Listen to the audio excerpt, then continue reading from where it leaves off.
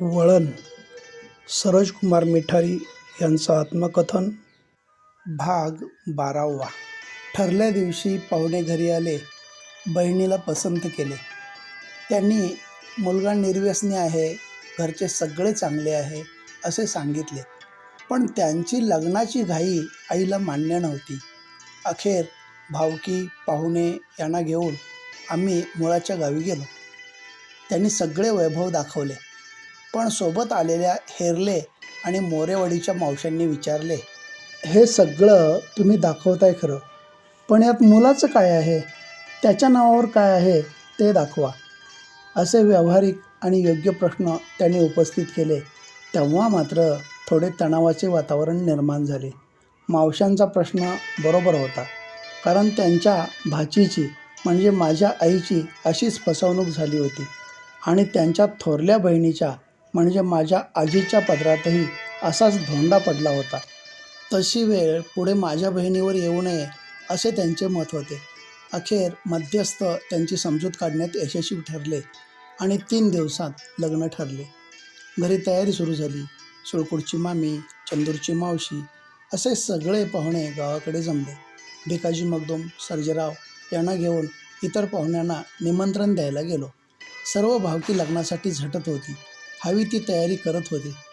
आईने साठवलेले पैसे, तिच्या कामावरून मिळालेले पैसे अशी जमेल तेवढी पुंजी गोळा करून आवश्यक खरेदी सुरू केली. मी माझ्या सर्व मित्रांना, शिक्षकांना आवर्जून निमंत्रण दिले. लग्न तयारीच्या गडबडीत मी बहिणीला तिच्या पसंतीबद्दल विचारायचे विसरून गेलो होतो. अजून लग्नाला 2 दिवस उरले होते. शेवटी बहिणीला बाजूला घेऊन विचारले, अगं सगळं ठीक, पण तुला स्थळ पसंत आहे का? माझ्या या अनाहूत प्रश्नावर ती म्हणाली, असे का विचारतोस?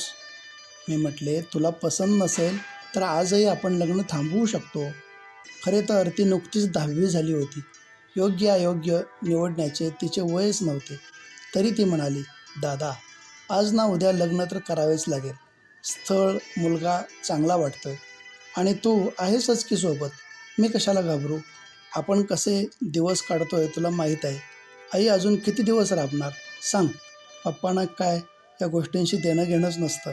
हे सगळं काय माझे वाईट करणार आहेत काय? तू काळजी करू नको, पण आई पप्पांकडे लक्ष दे. माझी लहान बहीण मला समजून सांगत होती. लहानपणापासून माझ्यापेक्षा जास्त हाल तिने सोसले होते. मी आजोळात राहिलो, पण ही आईसोबतच राहिली. घरच्या भांडणामुळे आई पप्पा गावच्या मारुतीच्या देवळात राहिले. उभ्या पावसात शाळेत जाऊन राहिले. तेव्हा त्यांच्यासोबत थंडी वाऱ्यात कुडकुडत बहिणीनेही त्रास सोसला. मी 6वीला इकडे आल्यावर माझा दादा आला म्हणून ती किती खुश झाली. फक्त एका खोलीत म्हशींसह आम्ही चौघांनी अनेक वर्षे काढली. पण आमची झोपडी आम्हाला प्यारी होती. आईचे प्रेम आमच्यासाठी सर्वस्व होते. आम्हा बहीण भावांना घरात ठेवून आई दिवसभर कामावर जायची. तेव्हा तिची वाट बघत आम्ही दारात बसायचो.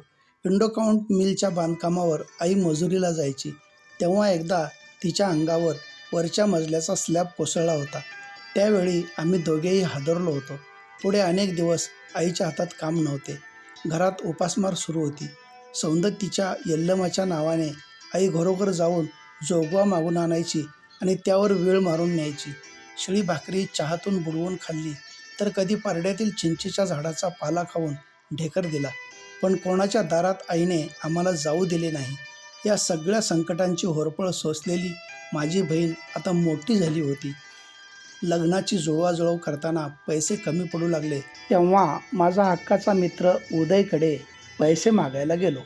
मी मागितले आणि उदयने दिले नाहीत असे कधीच झाले नव्हते. माझ्यावर निस्वार्थ प्रेम करणारा तो एक माझा भाऊच होता.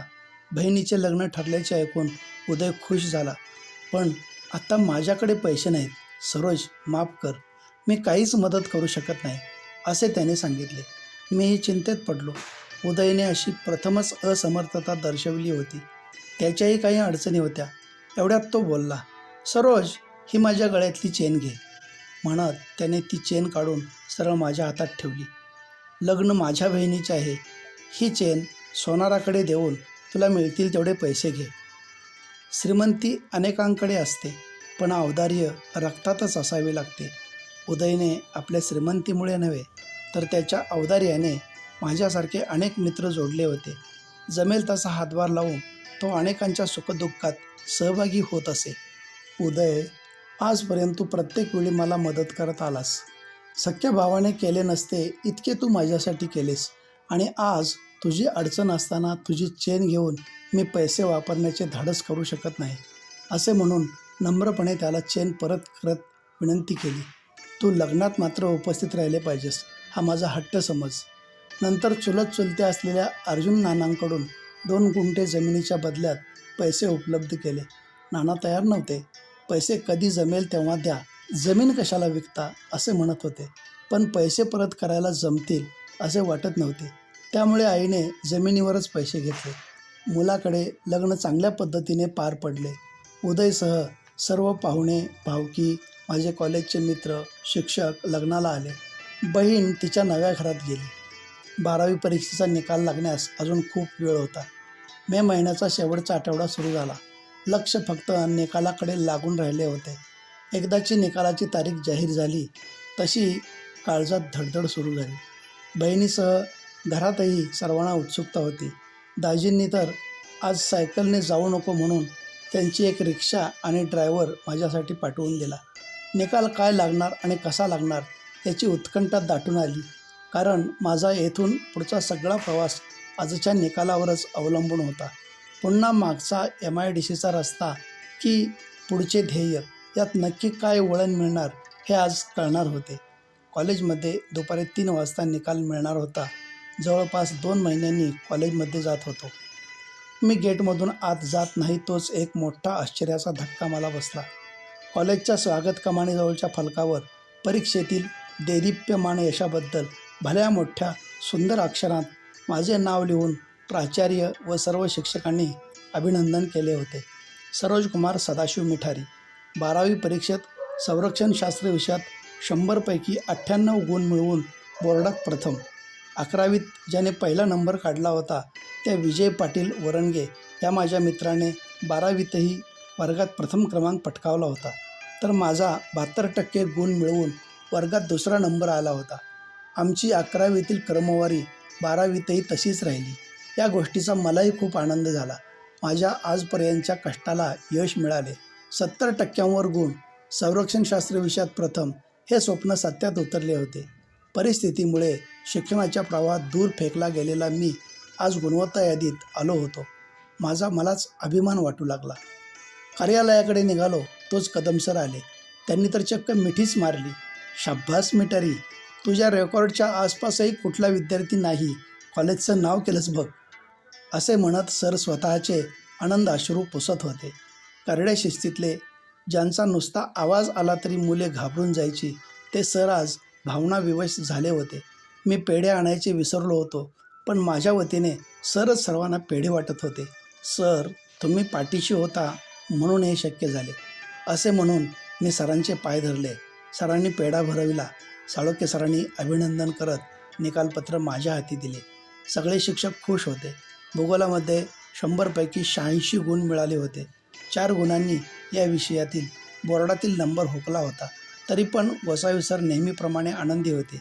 अरे सरोज, जे मिळवले आहेस ते चांगलेच आहे. तू प्रामाणिक प्रयत्न केलास हे महत्त्वाचे. कॉलेजच्या या तिन्ही शाखांत तुलाच भूगोलामध्ये सर्वाधिक गुण आहेत आणि मागच्या वर्षीच्या 12वीच्या मुलांपेक्षाही अधिक गुण आहेत, असे म्हणत सरांनी पाठ थोपटली. दीक्षित मॅडम, हिवरेकर मॅडमसह सर्व शिक्षकांना भेटून आशीर्वाद घेतले. आता तुझ्या पुढच्या वाटचालीला सुरुवात कर. मागे वळून पाहू नको. B.Ed प्रवेश प्रक्रियेवर लक्ष ठेवून राहा. आम्ही आहोतच तुझ्याबरोबर, असे सर्वांनी आश्वस्त केले. निकाल घेऊन बाहेर पडलो तो संज्ञेची आठवण झाली. तिला किती गुण मिळाले, ती आली की नाही हे समजलेच नव्हते. परत साळोखे सरांच्याकडे गेलो. घाबरतच सरांना विनंती केली, सर, संज्ञेचे गुण कळतील का?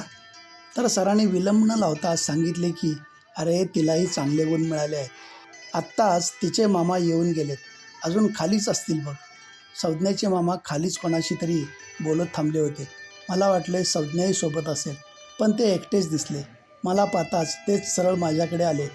अरे बाळ, बोर्डावर तुझं नाव वाचलं, अभिनंदन, चांगले गुण मिळवले आहेस. मी त्यांना नमस्कार करून त्यांचे आभार मानले. सर, संज्ञा आली नाही? तिला किती गुण मिळाले असे मी विचारताच, अरे ती गेली तिच्या गावाला म्हणून मी आलो आहे असे म्हणत त्यांनी तिचे निकालपत्र मला दाखवले. तिलाही चांगले गुण मिळालेत बघ असे ते सांगत होते. विशेष म्हणजे पहिल्या 4 क्रमांकात संज्ञाचाही नंबर आला होता आणि तिचे मामा प्रथमच माझ्याशी इतक्या खुलेपणाने बोलत होते. त्यामुळे माझ्यावरचेही दडपण कमी झाले. मी संज्ञाला अभिनंदन कळवा हां असे सांगितले. ते म्हणाले, काय करणार आहेस पुढे? माझे नेहमीचे एकच उत्तर, डी.एड. डी.एड कशाला? तुझ्यासारख्या मुलाने केवळ शिक्षक होण्यापेक्षा स्पर्धा परीक्षा दिल्या पाहिजेत. मी म्हटले, सर बरोबर आहे, पण माझे पहिले ध्येय शिक्षक होण्याचे आहे. नंतर मी पुढचे पाहीनच. त्यांनी मला शुभेच्छा दिल्या आणि ते निघून गेले. आनंदाने अभिमानाने गेट बाहेर पडलो.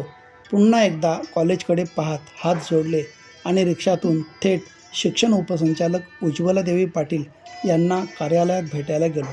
त्यांनीही मोठे कौतुक केले. सरोज, आदर्श विद्यार्थी पुरस्कार दिल्याचे तू चीज केलेस बघ. आता थांबू नको. काही लागले तर मी येथे आहेच. मॅडमचे हे शब्द माझ्यासाठी लाख मोलाचे होते. त्यांचा आशीर्वाद घेऊन मी घराकडे निघालो. गावात आणखी एक मोठी गोष्ट घडली होती. गावातीलच आकाश पाटील याने तब्बल 88% गुण मिळवून कला शाखेत बोर्डाच्या गुणवत्ता यादीत स्थान पटकाविले होते. गावातील फलकांवर आकाश आणि माझे अभिनंदन करण्यात आले होते. काही मित्रांनी तर दारात फटाके लावूनच माझे स्वागत केले. आजचा दिवस मला घरच्यांना आनंद देणारा ठरला. काळ्या खापरीच्या आमच्या छोट्या घरात आज अनेकांची गर्दी दिसत होती. सर्वांकडून माझे कौतुक होत होते.